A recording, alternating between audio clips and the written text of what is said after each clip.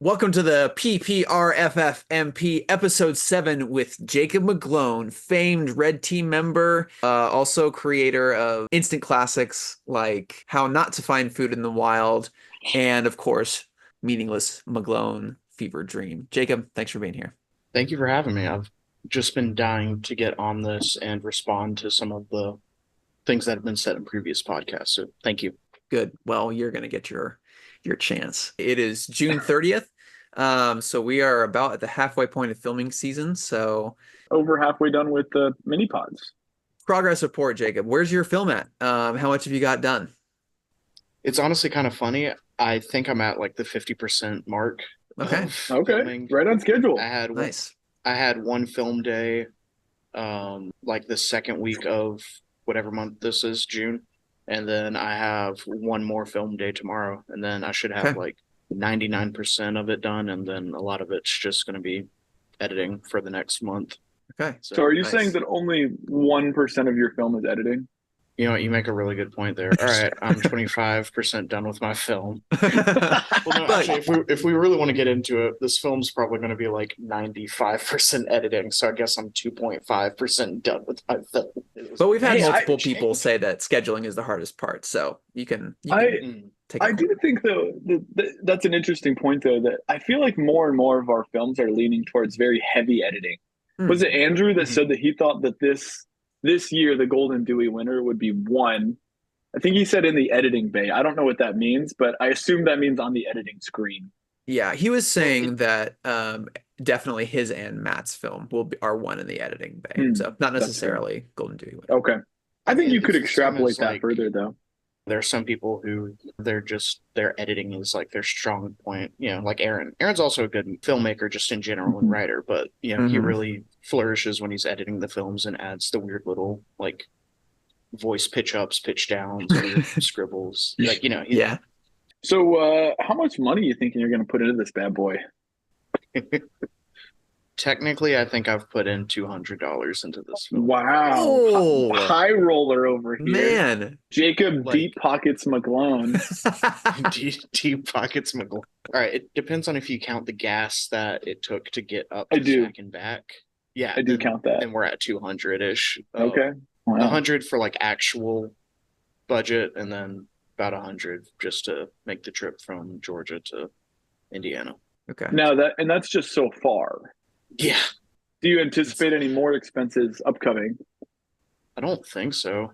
Okay. I guess I do have one or two of my actors buying props, so I might try and be a good director and like, you know, send me the invoice and I'll reimburse Right, you for reimburse that. them. Wow. Who do you think is going to win the Golden Dewey this year? Me. Okay. Bet on Why yourself. else? I- Why else I would was compete? wondering how long it would go If before we would go someone that just says themselves. If you can't win, don't play. Why are we here? You're interviewing people and they're like, I think that person will win. Why are you? If we'd interviewed you last year, would you have also said yourself? Yeah, but I would have been lying. Okay, that's fair. So are you lying this year? This year's film has more potential to win the Golden Dewey than Meaningless McGlone Fever Dream. And it's Wow. for all the wrong reasons. Oh. Okay. I think this one will be another like just classic. People go back and watch it, and you know, come February of next year, people will be like, "That should have won. Why didn't that win?" Mm. Mm. So you think it won't win, but people will later look back and think it should have won. Yeah, that's what people keep telling me about my films. Okay. That's true. So then who do you think will win? If we're looking at this analytically, I think me, honestly. Okay, I think okay, fair. We're double Wow. down. I appreciate the double down. Yeah. double down. Like, I think this one will be a good one. I know, and I think Andrew will come in second, as he always does. It's a good spot for him. This one will surprise people. It'll be really interesting if you're right, because we've never seen a film lose its category and then win the Golden Dewey, which is what yours would have to do to win a Golden Dewey. Which leads me into my next question. I forgot that you were my opponent, if I'm being honest. Oh, I could tell. I could tell because you didn't realize the uphill battle you were going to have to face just to win your own category, not to mention the Right. whole Golden Dewey. So, do you feel like there's any added stakes on a Jacob McGlone and Trevor Smith matchup? If anybody else wins the Area 50 Love Award, we did not do our job. Well, Matt Like, won it last year. Yeah. well, we weren't going for it that year. That's fair. Okay, that's fair enough. But like this year, it might be narcissistic, but I feel like, you and I, we're the Titans this year. Like this is the showdown Sure. this Yeah, year. And like, I'm the Beast I Titan don't know. actually. I don't know about you, but I'm planning on delivering. What are you doing? Oh, I'm planning on knocking this one out the park. Jacob, Trevor, you said in a previous podcast that you're the eldest nerd. I hadn't realized that, but this is also like new generation versus old generation because I'm the Ooh. youngest nerd and you're the yeah, oldest nerd. I don't know if I'm actually the oldest nerd. I think I am. I've been a nerd the longest.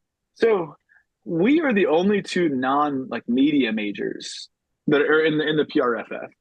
And so do you feel like there's anything additional there where, they're pairing us against each other? Do you think they're scared of us? Do you think that they don't want to play against us? I mean, I think that all of these directors, Levi, if you'll cover your ears for a second, I think that all of these directors, they put us in here as a joke.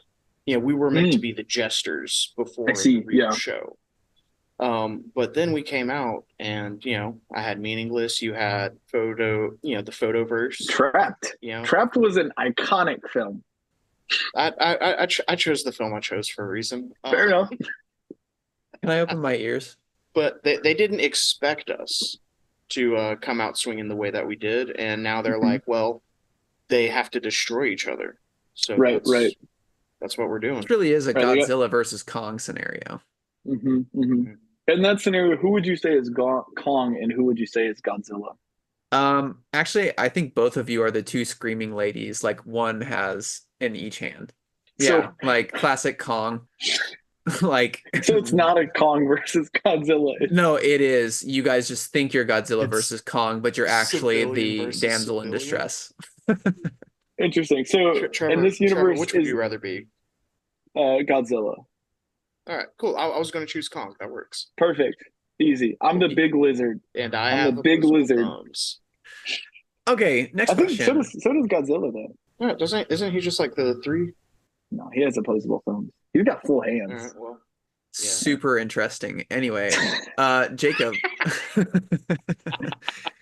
Jacob, will your film be in on time? You were the one who told me to ask this question to other people, so I'm going to ask it of you.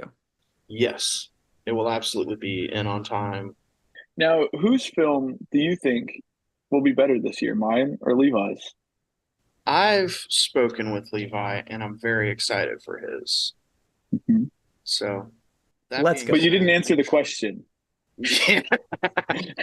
Look, Trevor, I want your film to be better than Levi's because I want to have a good matchup. But I think Levi, he's got the Golden Dewey. Let's go. What Let's did y'all go. call I'll take it. Golden Dewey. The Golden Dewey curse. Do you feel like your category helped you or hampered you this year? It definitely helped me.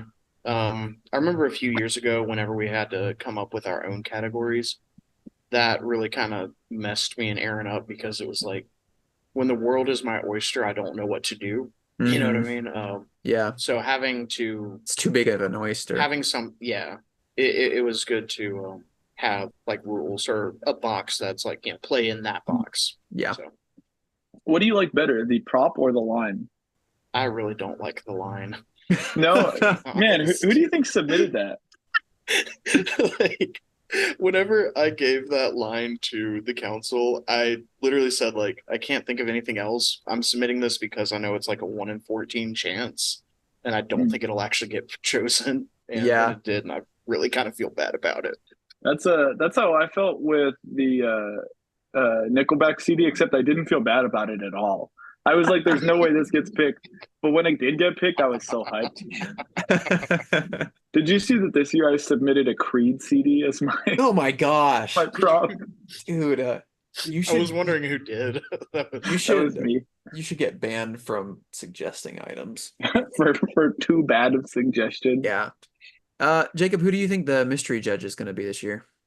I think it'll be like Jimmy Fallon, where they try to decide, they make those Super Bowl predictions where they just get a bunch of puppies and they put it like bowls out. So I think we're I just believe gonna that's get, called like, the 13 Puppy Bowl. bowls. He says like we're gonna have the puppies predict who's gonna win, and he just like lets like 14 dogs loose and they go and eat at one of the bowls, and that's how he's decides who to bet on.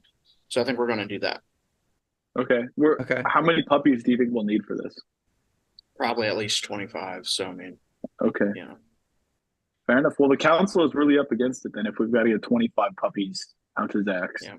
What an interesting play, especially after Andrew's episode where he said we were close before. And you could venture to say that puppies are nowhere similar to a student or a parent or a teacher or a person. I don't know any of y'all's film professors, and like a lot of the students, I don't know who they are. So it's like I don't know who it could be. Sure, Andrew's dad. Let's just all right double down on that. There we go. Double down. Answer, not on the whatever. So not the puppies. It's Andrew's dad. Yeah, sure. Now here's a very serious question. How would you describe the red team experience in relation to the blue team experience? I've only experienced the red team experience, and it's been pretty good, man. I got a lot of support over on the red team. That's right. And I've been bullied by the blue team a good bit, so I don't, know what I mean? That's very descriptive. All right, if I had to put it in 3 words, I would say really, really good. All right. Actually, I like it. That's 2 words. Really, very good. There we go. Yeah, we'll quote that. Like Mitchell has his clip of lather your butts. We'll have you, and yours is just really very good. Yeah, that's fine. Actually, I have something that I'd like to say to both red and blue teams. Yeah, if that's okay. Yep, go for it. Yeah, is it a poem? It's from the heart. Okay, is it a haiku? Levi, can you put some music behind this in post? Yeah, sure. Greatness. Desired by many, achieved by few. But every year destiny calls upon you, presenting the opportunity to mark your spot in history. Every June, the Coliseum gates raise and 13 gladiators battle it out for the chance to sip from the golden chalice we all covet. So I have one question. Is this another year where excuses are made? Is this another year where glory passed you by because you didn't have enough time? Is this another festival where you handed the trophy to someone else on a silver platter? Or is this the year where you dug your heels into the battlefield, marking your spot in history, and you gave it everything you've got? The year where you conquered your opponents, stepping over the bodies of the insignificant as you retrieved the goblet of glory and sipped the elixir of greatness. This is year 5. This is the year 13 titans in their prime go to war, leveling the film industry to the ground and rebuilding it in our image. This is your year. It is your time to defeat your enemies with such strength and honor they have no choice but to shake your hands afterwards. This is your year. So will you let it pass you by, or will you earn it and create the greatest film this festival has ever seen? The choice is yours. Dog, that was so good. Excellent. You should definitely play Le Plombier as the background music for that. Dude, that was good. Anyway, That was great. that was it. Are you paying someone to do your audio this year? Shut up. No. Okay, that wasn't a dig at you. I was feeling insecure because if you were going to pay somebody, I know you hadn't asked me, so I just wanted to make sure. So. No, he actually did, but he's having me do his audio this year. Oh my gosh, I would I would pay you, McGlone, to pay Trevor to do your audio. You'd subsidize the payment for me to do his audio? I would. That would be so funny. I would love an original score by Trevor. That sounds so good. On that topic of an original score by Trevor, do you feel like your efforts in Le Plombier went unnoticed? Yeah, absolutely. It did not get mentioned in her episode at all, and I was just like, this is all right, this feels right, I guess. I just wanted to bring it up because I felt like you put a mountain of work into your French rap in my song. I mean, maybe not a mountain of work, but you started learning Yeah. French, which is more Yeah. work than anyone else would do. I still have Duolingo on my phone. Yeah, Good for does the bird you. Yeah. still tell you to start learning French? At like 3 times a day. I don't know why I don't delete the app. Like, Yeah, but I guess I wanted to, throw some props to you because I did think that your efforts went a little bit unrecognized on your French rap in my film. So I'll give you a I big appreciate that. bear thumbs up. And I say bear thumbs Yeah. up because I have a bear filter on for those of you at home. He's had it on the entire interview. Are there any activities besides watching the films that you want to suggest for this year's celebration? Before the festival existed, and the first time I went up to hang out with Zach at the property, Mm-hmm. I always said that this is going to sound dumb, but the one thing I really want to do is play hide and seek. I was always like, but we'll never actually have all the nerds here. And then it's like, no, we do have all the nerds here. Let's just play hide and seek. Like, That would be so um, fun. That would be and fun. then another year, I think it'd be really fun to do like a Secret Santa type of deal. Yeah. But all of the stuff has to be bought from the Love's truck stop. That's like 2 exits down from him. That's a good idea. Do a little Like Christmas secret or whatever. Santa in Labor Day. Yeah. No, Secret Santa in Labor. That's what it'll be called. Secret labor. Yes. But yeah, more than anything, I just think there's so much potential for like hiding spots there, and Oh, yeah. that could be just really fun. You just see Zach with like a little river reed, like a cartoon, like he's just under the water, but he's like breathing through the. That's funny. This is a funny question that Levi wrote down that I want to ask, even though I think you've already alluded to your answer. Is this year going to be more of a bullseye year or more of a meaningless McGlone fever dream year? It's going to be more of a how not to find food in the wild year. Okay. What a great answer. Yeah. Which, to be honest, I'll be real with you. That's what I was hoping to hear. That's more what I actually, maybe this is a hot take. I liked How Not to Find Food in the Wild better than Meaningless McGlone Fever Dream. I think that's a pretty hot take. Hey, I mean, you heard it here first. This year I am revisiting some concepts, but revisiting them in a new fashion that will be more entertaining, and yeah, so Sounds right. good. We're going to wrap it up. I need you to give a one-word answer to this question, then we're going to kill it. Would you vote yes for Trevor for council? I have a much longer answer. I'm sorry. Just one word. No. You have No. less than a minute before Zoom. No? Oh, Okay. my No. heart. All right. Let me do this really quickly. Whenever, because I can't say it on my podcast because it sounds bad. Well, sorry about that, folks. Jacob had to go, I guess, a little abruptly there, but I'm going to throw it over to Levi to end the episode, just the two of us. Yeah, that's all for episode 7 of the PPRFFMP. Just hanging out. Hanging out with my family.